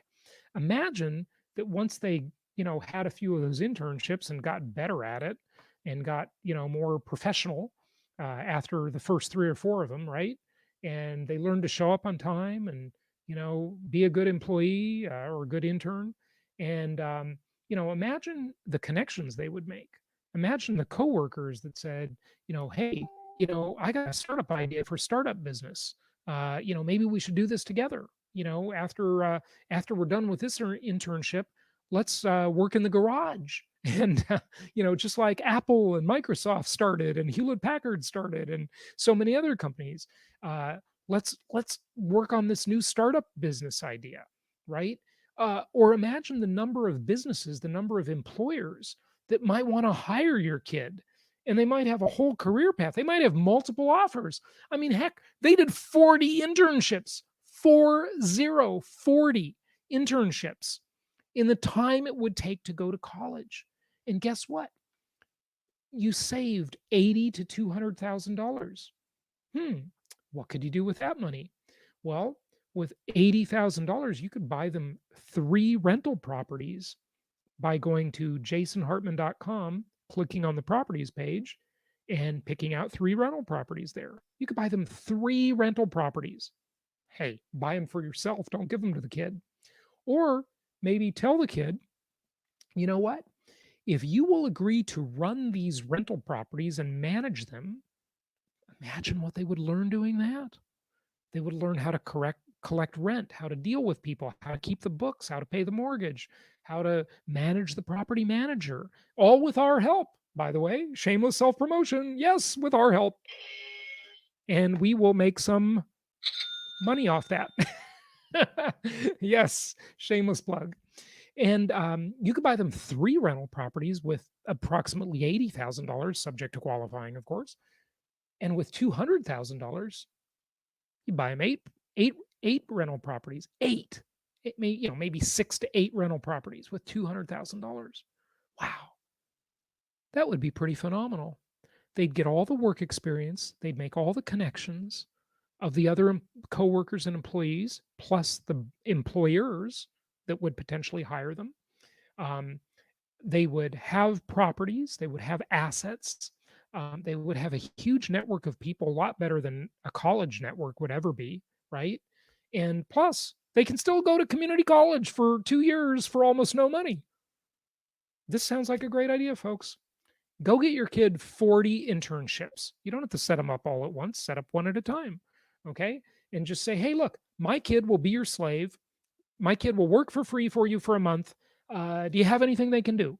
And your kid just needs to be really helpful and open-minded and learn a lot. And that's going to be so much more valuable than a college degree ever would be. Ever. And it's going to put so much more value, so much more money into the economy that it's super stimulus package for the economy, right? Okay. So Montana says politics is driving the market right now. Yeah, it is. So, hey, politics are important, folks. Okay, this is an important thing, big time. Yes, it is. Socialism drives market, not politics. Well, yeah, in a bad way, socialism drives the market. Use RICO statutes on Antifa. I absolutely agree. And you could use them on George Soros and BLM if it's appropriate too. Okay. We live in a banana republic where there's no consequences for the political class. Sadly, Ron, you are absolutely right. And folks, a banana republic is what we live in, and the biggest banana republics are places like my home state of California. That is a huge banana republic, probably the biggest banana republic in the United States. And if you don't know what a banana republic is, yes, I know it's a clothing store, and I like their clothes too. I have a lot of them in my closet. But basically, it refers to one of these like South American, corrupt countries where you have this elite class, and the elite class has all the money and all the power, and they run everything. And then you have this super poor class of serfs and peasants, and you don't have any middle class. And that's what California's become. Where is the middle class in California? It's almost completely gone. Okay. And whatever's left of it now is leaving. So do not live in a banana republic. It is no fun. No fun to live in a banana republic. And hey, you're building 16 duplexes. If you want help selling those, Ron, reach out to us because we can sell those duplexes for you. So reach out to us at jasonhartman.com right away. Who thinks Ron should reach out to us? Yes, I know you all do. Okay, Kevin. Okay, Kevin. Yes. I get it. Hey, you were on the show last week. Come back on and we'll talk about all this stuff. Okay. Politics matter in Florida. Nothing has changed. Politics matter everywhere. Okay. So, this criticism that, Jason, you're being too political. We'll talk about real estate. Yeah, well, we will, but we are in the middle of a significant political divide and a civil war, folks, and this stuff matters. Tax laws matter. It all matters to your investments. This matters big time. Okay. And you're in Seattle. Haha, not a socialist on the city council. Brilliant citizens. Just reelected the governor. I think you're being sarcastic, SU 300. But I don't know. I can't tell for sure. Okay. All right, come back. Okay, come on. Yes, Kevin. Come on, Kevin. Okay, everybody's saying goodbye to Kevin. Hey, Kevin, maybe next week will be more real estate. By the way, let me tell you what I'm going to talk about next week. Okay, I actually planned in advance. Let me show you this. This is cool. Right here, folks. Next week's topic. Okay, this is next week's topic. We are going to talk about income and investment strength versus deflation, inflation, and stagnation. This is going to be really good. I originally presented this at our Meet the Masters, and I think it was in 2011 or 2012, maybe. And I haven't talked about this since. I don't know why. I just don't talk about it. But I was going through some old computer files, and I thought, I got to talk about this because it is super important stuff. So that's what we're going to talk about on the next week live stream. So be there or be square. Now, by the way, I saw this article and I had to share it with you. Many of us think that we have been had, that COVID-19, coronavirus, whatever you want to call it, is nothing more than a big scam. And, there's a lot of evidence for that. Not saying that the virus isn't real. Yes, the virus is real. Okay. I'm not saying that at all. But just the reaction to it, whether it's anywhere near as significant as they say, or as deadly as they say, or whatever. There's a lot of layers. There's a lot of layers to that onion you have to peel away, right? But if you don't think something is going on and people are profiting from this, people are gaining more power from it, you're absolutely out of your mind. Look at this article in the Wall Street Journal. Taiwan stopped COVID-19 spread, but can't talk about it at the World Health Organization meeting. Now, they have used this excuse that, China objected because they're blocking the self-ruled island from participating because, China's upset with them because they're declaring independence, right? But who cares? they apparently have been very successful. But the World Health Organization doesn't want to hear about it. They don't want their other members, their other countries, or the public to know how they have been successful. So these are truly evil people, folks. They are evil people. They are power hungry people. They are money hungry people. They are profiting off this. Did you hear that one of Joe Biden's potential cabinet members, or not a cabinet member, coronavirus task force leader, I think it is recommending more lockdowns and is also profiting from them? Yeah, folks, nothing is sacred. Nothing is innocent. These people are not decent. They are power hungry scumbags. Just evil, evil people. So we ought to question everything, folks. Okay. All the liberals used to have bumper stickers on their car. And here's what one of their bumper stickers always said: it said, question authority. But when conservatives want to question authority, oh, no, you can't do that. That's just wrong. Don't question the media. Don't question the AP. Don't question social media. Don't question Mark Zuckerberg. Don't question, Sergey Brin or, disgusting, what's his name? Jack Dorsey. Oh my God. Jack Dorsey, man. Twitter. I cannot believe him. I mean, that hearing with Ted Cruz, that was unbelievable. I got to give major hats off to Ted Cruz for, slamming him like he did. Lisa was writing in our Empowered Investor Inner Circle about how rents are climbing and prices are climbing. And yeah, it's amazing stuff. It really is. Okay, what did I want to share here? Here's one for you. 6,500 new restaurants opened last month. In the midst of all this, when restaurants are facing huge challenges. And that was only 100 new restaurant openings compared to 1 year earlier. That's a bright spot if I ever saw one. I mean, that amazed me. It really did amaze me. Okay. Also, this was pretty amazing too. Deposit rates. Okay. Deposit rates are taking a pandemic nosedive, right? Banks are paying a pittance on deposits, but customers don't seem to care. Some banks are slashing deposit rates. So in other words, they don't care if you give them your money anymore, right? In the old days, they used to give you a gift when you opened an account and put money in it. Okay. But others are keeping already low rates at next to nothing, sometimes 0.01%. But customers keep stashing cash in banks anyway. Okay, folks, there's a lot of money sloshing around out there, a lot of money sloshing around. So that's one of the important things to know. Okay, let's get to some of your comments and questions, and then we will wrap it up. Okay. Okay, thought Fort Myers is fastest growing city in the U.S. Why does the charts show it's losing people? I do not know the answer to that question. I was puzzled by that as well. Okay, and thank you, Sunil. Finally, some knowledge. Okay, there are no jobs. Okay, all right. So yeah. One of the other things that skews that data, by the way, that's a really good point you bring up, Sunil, is that one of the things that skews it is college. If there's a decent number of students in that town and they aren't going to school, obviously that's going to skew the stats. But it may only skew it for the neighborhood around the college, right?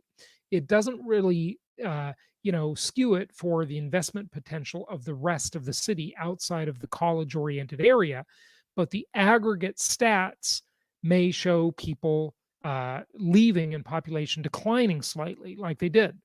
So you really got to peel back the onion and think about this stuff. Okay. So it's complicated like anything, right? So really think through it. Okay. Canadians. Okay. I don't know what that's about. Okay. Everyone going to Tampa and Orlando. I don't know why they're going to Orlando. Tampa is gorgeous. Yeah, Tampa is great. I'm thinking about moving to Tampa, Sunil. So I live in the Palm Beach area now. And I don't think this is the perfect place I want to live. I want to try another place in Florida, maybe Jacksonville, St. Augustine, or Tampa, St. Pete, or even Sarasota. I don't know. Florida's a big state with a lot of options. And it's like saying California, right? California is a really big state. So, it's very different to live, in San Francisco or San Diego or LA, right? Those are very different flavors. And Florida's the same way. It's got a lot of different flavors. So I'm not sure where I'll settle down permanently in Florida, but I think I'm going to try one more place here. Okay, be aware of the hidden cost of ADUs, accessory dwelling units, that we talked about for that multi-generational living in tax-happy California.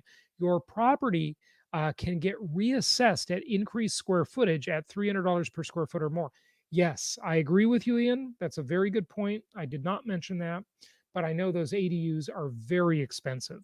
I'm simply pointing out the trend toward multi-generational living. That's all. Okay.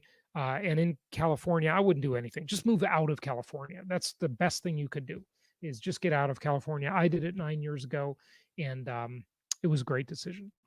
Jobs in Fort Myers, mostly hospitality, especially for country clubs. Okay. We can raise rents with CDC mandate. Can we raise rents with CDC mandate? The CDC mandate is just a prohibition on eviction. So I think you can raise rents, and it's not a prohibition on rent collection. Okay.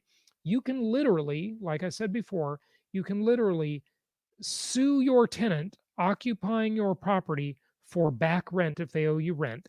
You just can't kick them out, but you can still make them pay you. Okay. So, and you know where they live. so collection's a lot easier when you know they didn't skip out, right? You don't have to run any skip tracing because you know where they live, right? So it's going to be a lot easier to collect. Okay. So Deutsche Bank wants a 5% tax on to WFH on wages. I don't know what that means. They are thieves. There's no question about that. Okay. And Santana is back. You were here last week. You had some great questions and comments last week. So thank you for those. It's going to cost less and you're going to get much less and you're going to seem like inflation. Yep. They outlaw. Yep. Yep. That's absolutely right. You're going to get less and pay more. That's the future. And we're already doing it. Self-service gasoline. By the way, I filled up my gas tank this morning for $1.85 a gallon. I wonder what the price of gas is in California compared to Florida. Probably $3.50 in California. It's $1.85 here in Florida. Unbelievable. That was great. But well, what I was saying about that is, you're pumping your own gas, you're getting your own airline tickets, your own concert tickets. Everything's do it yourself, yet you're paying the same price, but you're getting a lot less. You're performing a lot more of the service yourself. Okay. Question. Huge exit. And no, I don't think that. I don't think that at all. That's a lot of retirees there. So don't panic. But again, I think that chart is kind of complicated. Now I lost my place. That's one of the things I don't like about this program. It's so easy to lose your place on these questions.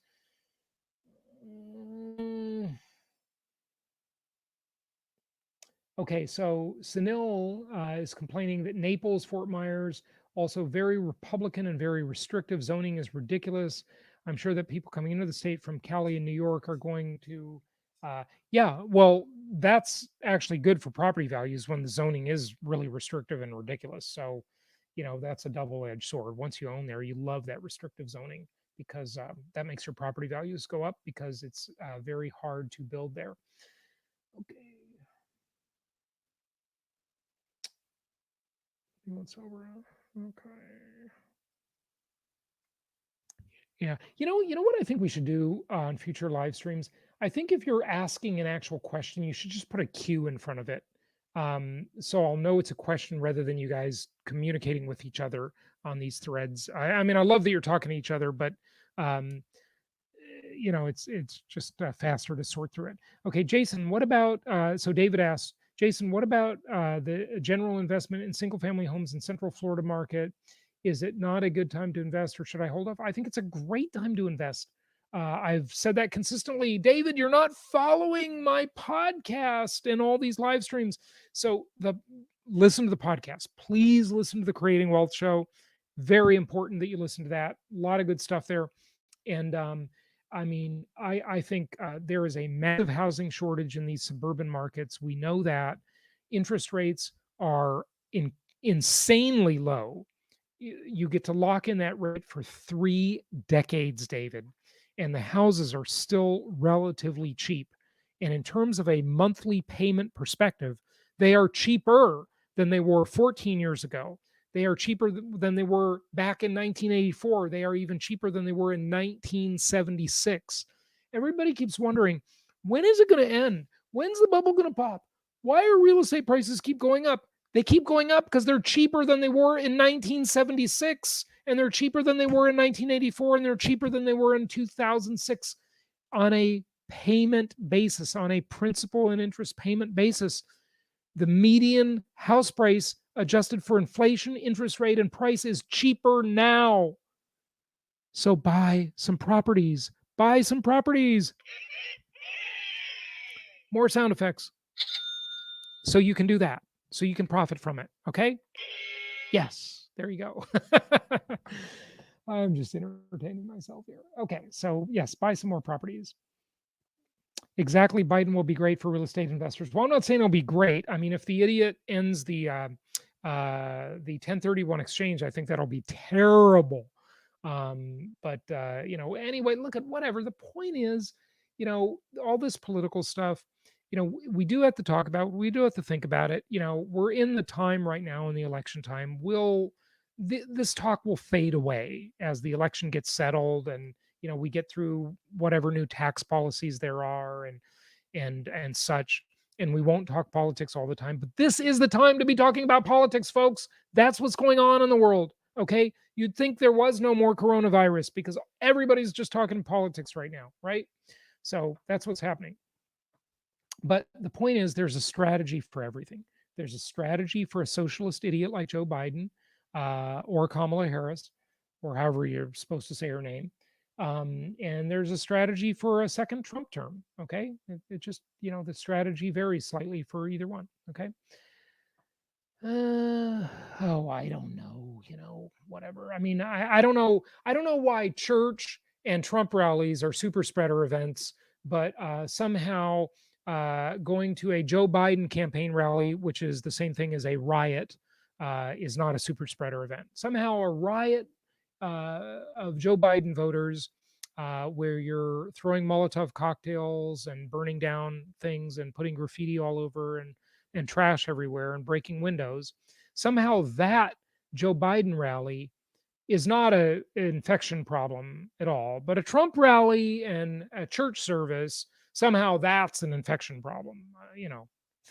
This is the logic of the left, people. It's absolutely stupid. Okay, U.S. homeownership rates were on the rise during the Trump administration. They declined for whole 8 years in the Obama administration. Yeah, and what I think about that is counterintuitive maybe for some, but I think the homeownership rate is too high even now. I think the homeownership rate should be 50 to 55%. I think that is the appropriate rate. And you just don't need to have people owning homes all the time. It's not necessarily the best for society, and it's not necessarily the best for them. Provide them good rental housing, okay? Renting provides a lot more flexibility. It allows people mobility. They can move to where the jobs are. There's nothing wrong with renting, folks. This whole speech from Republican, mind you, George Bush, about the ownership society and why we got to increase the home ownership rate. I disagree. I'm the only person in real estate who says the home ownership rate is too high. I really do think it is. I think the home ownership rate should be 50 to 55%. I think that would be great for society. I think it would be great for people. It doesn't need to be as high as it is. Now investing in real estate is much different than owning your own home. I think everybody should be investing in real estate. Okay. Everybody who can do it should be buying rental properties. But owning your own home is not necessary. You can rent your house and then you have a lot more flexibility. Okay. Okay. So Trump Fed spent $10 trillion this year. No way in hell the president is going to be more inflationary than that. Well, Sunil, if I want to share with you another theory. Okay, I'm going to wrap it up after this, folks. Look, I've been talking for almost 2 hours here. My voice is getting tired. But let me tell you another theory of mine I have not shared with you. This is the first time you're going to hear it. You ready? You ready? Okay. Here we go, folks. Here we go. Another theory I want to share with you. So, the classic definition of inflation is too many dollars or whatever currency unit, euro, yen, renminbi, peso, Brazilian real, doesn't matter. Okay. Euro, did I say euro? Yeah, I think so. Okay. So, whatever currency unit you have, too many, and I'll use dollars, too many dollars chasing a limited supply of goods and services causes inflation, right? Because it's simple supply and demand. In a free market, which we do not have, by the way, just let me point that out. We do not have capitalism. We do not have free markets. Okay. But to whatever extent they are free and to whatever extent we do have capitalism, that creates inflation. More dollars chasing limited supplies of goods and services, they're going to raise the prices, right? Okay, fine. That's the classic definition. But here's what a lot of people don't realize. You hear them saying this, and you hear them saying, well, we're going to have massive inflation. And I agree with you that the future is inflationary, Sunil.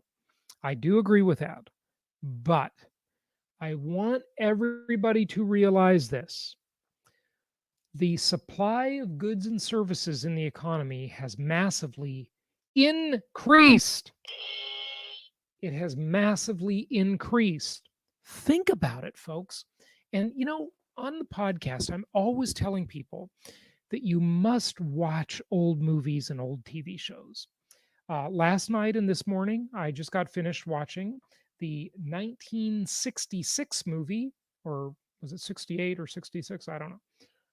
It's a scary one, but it's good, and it was written by a pedophile, or directed Roman Polanski. Okay, and Rosemary's Baby. This is a famous film. It's pretty spooky. Okay, but just watching the way people interacted during that time, and watching the environment and so forth, and what you realize when you watch old movies and old TV shows, and even if you listen to old music and read old books, okay, which you should do all of this stuff to relate to and remember history. When you do that, okay, what you realize is that the supply of goods and services in the economy has dramatically increased. Folks, think about this. In the old days, going out to dinner at a restaurant was a luxury. Having lunch at a restaurant was a luxury. Don't you see all those old movies of the person going to work and they have a lunch box or a lunch bag in their hand? Yeah, because that's what people used to do. They used to pack a sandwich and an apple, and they would go into the cafeteria or the room in the office, or they'd go outside or whatever at the office, and there were some tables, and that's where you'd eat lunch. You wouldn't go to a fancy restaurant. Okay, you wouldn't go. People, like, they live their life, they have every meal in a restaurant sometimes. Okay, so that is a greater supply of goods and services that have entered the economy. Do you think in the 50s there were many nail salons or medi spas or massage places like Massage Envy and Hand and Stone and a million other spas? Do you think they had a lot of that in the 50s? No, of course they didn't. There has been a lot of money pumped into the economy, right, over the past several decades. So there are more goods and services to chase. Do you think they had as big a supply of consumer products in the 80s or the 70s or the 50s or the 90s as we do now? No way. We have way more choices. We have way more ways to spend money than we used to. Do you think a couple of decades ago you would have you would have carried a $1,500 phone in your pocket? No, you wouldn't have. In fact, would you have had two of them? I have many friends with two phones or three phones. Okay, I have two phones. Okay, so there's just much more stuff in a modern American house than there ever was before. Look around your house and look at all the stuff. I mean, I have a lot of stuff in my house. Okay, people have a lot of stuff. So to say that there is a constant supply of goods and services is just simply not true. So this is one of the things that has uh, tempered the inflation problem, because there is a lot more inflation uh, built up in the economy that has not hit the streets yet. Okay, but and there has been a lot more inflation than any of the official statistics would have us believe. But that is definitely one of the reasons it is not higher. Okay, it's because there's a lot more stuff to spend money on than there used to be. People travel a lot more. I mean, looking at pre-COVID, okay, people go on these super ultra luxurious trips. You know, uh, Travel used to be reserved for, like, the elite class. Okay, now going on a plane is like going on a tacky Greyhound bus. All right. Everybody has access to airplanes nowadays and travel, international travel even. That used to be a really elite thing to do. So there's a lot more stuff to spend money on. So the supply of goods and services has increased dramatically. It has increased dramatically. Okay. All right. Folks, I got to run. I got to go make my salad. I got to go walk the dog and get on with my day here. But thank you all for spending all this time with me. Um, I do want to answer one of Ian's questions before I go. Should foreign markets be considered? My answer right now and over the past years is no, because I have just, after going to 87 countries and spending a lot of time looking at real estate in all of those countries, I have not found really any foreign markets that are any good.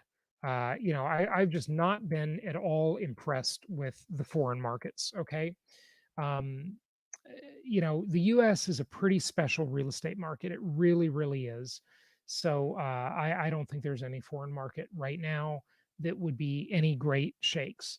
I might change my mind about that in the future. And, if it gets really bad in terms of the government, we'll talk about that at the time. So stay tuned for that. And just a couple more comments. Okay, so Olaf, thanks. Thank you, Olaf, for joining us. And M. Fisher says, yeah, you agree with watching old shows. And when I say watching old shows, it might just be from the 90s, for example, like here, right? Yeah. And by the way, I think 1990 was the peak of civilization, just so you know. It's all gone downhill in terms of the culture since then. But yeah.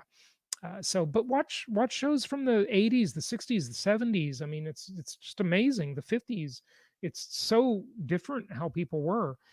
My pleasure, Bill. I'm glad you said it was very educational. Thank you for your work. My pleasure. I love doing it. And Ian, you're welcome. Thank you for joining. And Brent, thank you for joining. And Ian, thank you. And yeah, that's how every construction worker, well, even the construction workers, listen, I've got some construction going on not too far from my house, and they have a catering truck that comes up to them every day, twice a day. And in fact, there's a hot food truck that comes up, and they're buying their lunch a lot of times. They're not even packing their lunch. So even they are going out to lunch. Okay. So yeah. Hey folks, it's been great today. For the asset protection and estate planning webinar, it's free. It's really great. You're going to learn a lot from this. Go to jasonhartman.com/protect. That has been, without a doubt, one of our most requested. We've also got a great webinar today. Actually, we are doing that later today. I forgot about. God, it's lucky I remembered. An Alabama new construction webinar for new construction properties in Alabama, and that one is at jasonhartman.com/sweet home, like Sweet Home Alabama. jasonhartman.com/sweet home for that. And then, of course, asset protection, jasonhartman.com/protect. And Everybody, enjoy your Sunday. Thanks for joining me and happy investing. Always feel free to reach out to us. We are here for you. And I will see you next time. And big applause for you for joining me. Thanks so much.